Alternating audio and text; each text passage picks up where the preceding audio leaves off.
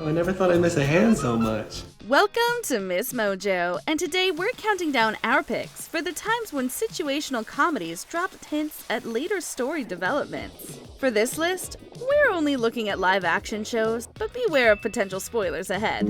He creeps and crawls in the midnight hush. Number 10. Sheldon and the Psychic, The Big Bang Theory. No one would accuse Sheldon Cooper of being open to new things. When his friend Penny takes him to a psychic in season 7, he is not into it. He is also not there for personal advice about his partnership with longtime girlfriend Amy. He should give himself to this relationship. Once he does, all his other pursuits will come into focus. Not to mention, he has some professional issues to work out. However, the psychic annoys him when she says his goals, professional included, will only come to fruition once he commits to his relationship. Sheldon, do you hear that? I mean, Amy is the key to your happiness. Exactly. Personally and professionally, everything will fall into place once you commit to her. That actually turns out to be incredibly true. Sheldon and Amy not only get married, but they win a joint Nobel Prize in the series finale. We won the Nobel Prize! Number 9. Kenneth is Immortal, 30 Rock.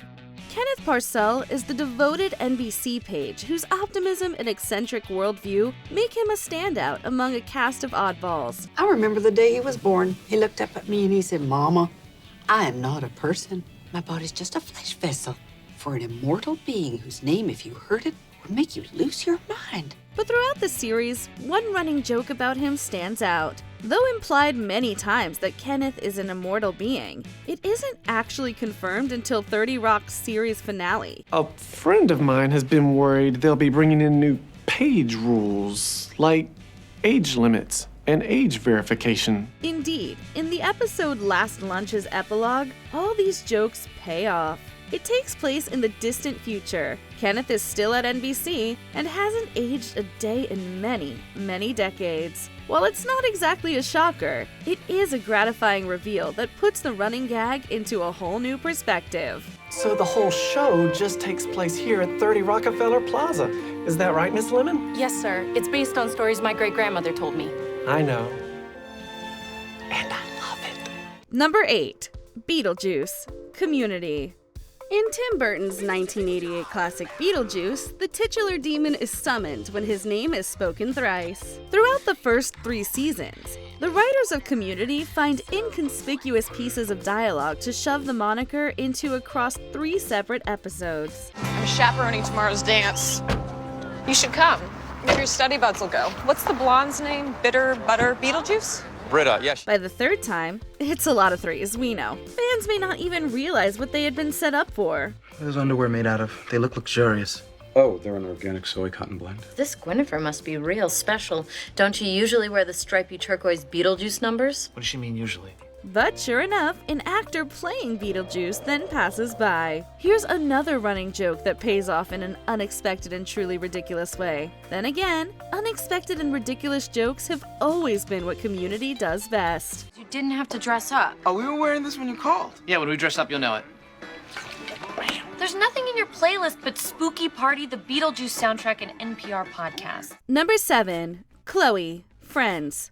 It's arguably the defining moment of Ross and Rachel's relationship. Well, technically they were on a break, but the point stands. Early in this classic season 3 episode of Friends, Joey and Chandler discuss their shared attraction to Chloe, who would become known to fans as the Xerox Girl. Chloe, switch with me. There's some guys here who got a crush on you. Okay, that hurt us. Hi, guys. I haven't seen you since this morning. This is not the first time we're hearing about her either. You know, you're fooling around with her, and you get all these, mental images in your brain, like Elle McPherson or that girl at the Xerox place. With the belly button ring? Oh, God. But what we didn't realize was how integral to the plot she would be. Well, it's now clear the writers had big plans. As we now know, in a bit of dramatic irony, it's Ross who drunkenly hooks up with her. After he and Rachel have a fight, he goes out with the 2 guys, meets the now infamous woman, and the rest is history. Do I know why we're rushing? Yeah, you know the girlfriend I told you about last night? Well, it turns out that she wants to get back together with me. I found it! That's so great for you guys! Number 6. Kicking the Dog, The Good Place. The first season of this Kristen Bell-led sitcom features some pretty incredible lampshading on the part of the writers. And then it hit me. They're never gonna call a train to take us to the bad place. They can't, because we're already here. The incongruous and impractical elements of The Good Place are written off as a side effect of the manipulative Eleanor's unearned presence in the utopian afterlife. However, it turns out the glitches aren't actually glitches. Guys, whose dog is that? Whose dog is that? See, this is one of those glitches I was talking about. Nice try, puppy. In other words, Michael punting someone's dog into the sun isn't a bug. It's a feature. When we finally realize this is actually the bad place and Michael is a demon intent on torturing our cast of characters, moments of casual cruelty like this take on new meaning. He played us like a fiddle. Oh, dear. Eleanor, I told you that first night that we were in a prank show. Oh, yeah. You did! Great job, man! Number 5. Most kids get headlice. Schitt's Creek. In a lot of ways, this Canadian classic is about a formerly rich family having to get used to living as a bunch of regular people. Apparently, there's a lice outbreak in your class. Oh my god. Ew. Ugh, it's probably Kelsey. She's such a horse girl. This makes for some hysterical moments, like when Alexis, who is incredibly privileged, goes through the childhood rite of passage that is having head lice. Can everyone stop saying lice, please? I've got to go back and change all the sheets again. Okay, how do I know that she didn't give me her lice? David, you don't have lice. Nobody here has lice. No, you do. But what's remarkable is that this development is hilariously foreshadowed the season before. In the estate sale episode, Alexis reveals she doesn't know how to ride a bike. When told that most kids learn how to do so, she counters that they also get head lice. Riding a bike is a pretty basic skill. Is it though? I think that most kids learn how to ride a bike. Yeah, well, most kids also get head lice. Sorry if the opportunity never presented itself. Well, they do say new experiences broaden your horizons. Number 4. Triplets. Parks and Recreation. Foreshadowing in a sitcom never seems like that in the moment. Sometimes a weird throwaway joke can suddenly become incredibly meaningful in retrospect. Ben, we're having twins. No, you're not. Because look who's hiding over here. Triplets? Triplets? Take this weird blind date Leslie Knope goes on in season 2. Amy Poehler's real-life, now ex-husband, Will Arnett, plays a very inappropriate MRI technician who insists on giving her her first ever scan. At the time, his comment about her having enough room in her womb for triplets just reads as creepy. And it is. Got ample room in there. Honestly, if you wanted to, you could go triplets right off the bat, Leslie. You got a big, industrial-sized oven. But lo and behold, it also turns out to be a sign of things to come. Indeed, the 6th season of Parks and Rec sees Leslie and her husband Ben learn that she's pregnant with, you guessed it, triplets. If we do this right, we can be parents to 1/3 of the Supreme Court. This is insane. This is amazing. I always knew we were 1 in a million, and now we got the proof. Number 3. Kooky Guy with a Camera. Scrubs. Brendan Fraser is unforgettable in his 3 appearances as the beloved Ben Sullivan, whom Dr. Cox diagnoses with leukemia in the first season. 2 seasons later, Ben returns, but their reunion is short-lived. Early in the episode, the duo talk about how Sullivan will be the kooky guy carrying a camera until the day he dies. So, you still doing the whole kooky guy who brings his camera everywhere thing? Till the day I die.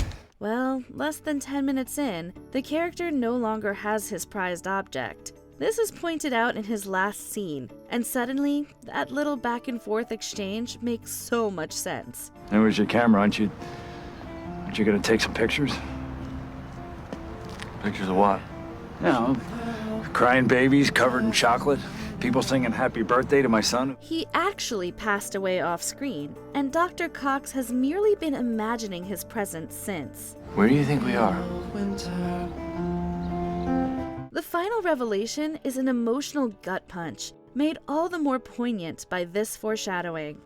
Number 2. Wedding Day. How I Met Your Mother. Fans have gone back and forth between feeling satisfied and cheated by the fact that the titular mother, Tracy, is formally introduced late in the game just to pass away not long after in a twist reveal. Even then, in what can only be called the worst of times, all I could do was thank God. Thank every God there is or ever was or will be. But it turns out the signs, while subtle, are there for the reading. Perhaps no episode gets our antennae up more than Vesuvius. In it, Ted and Tracy are discussing Robin and Barney's wedding day, and the surprise appearance of the bride's mother in a flash forward. In a moment like that, when what's really happening is too intense to deal with, sometimes it's best to leave it unspoken and just enjoy each other's company instead. A comment about a mom never missing her daughter's wedding prompts a tense and emotional moment between the two. Of course, we know now it's because Tracy is terminally ill and wouldn't see her own daughter's nuptials unfold. Mother is going to miss her daughter's wedding.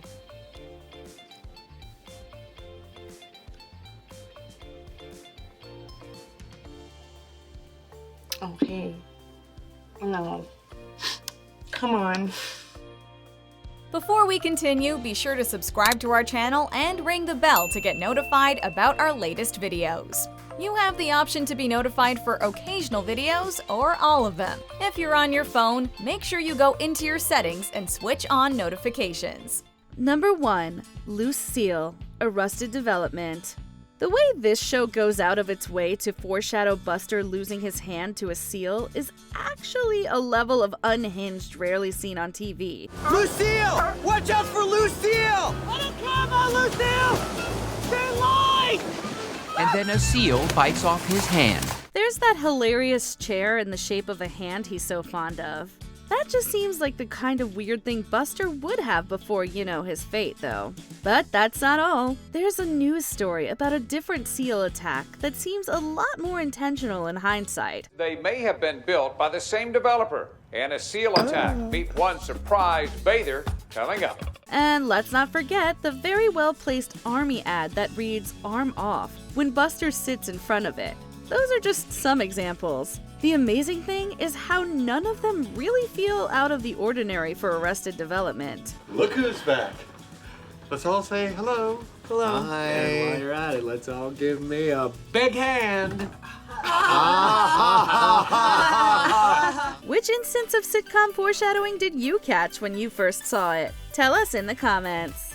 Actually, I'm Tracy. Still Ted.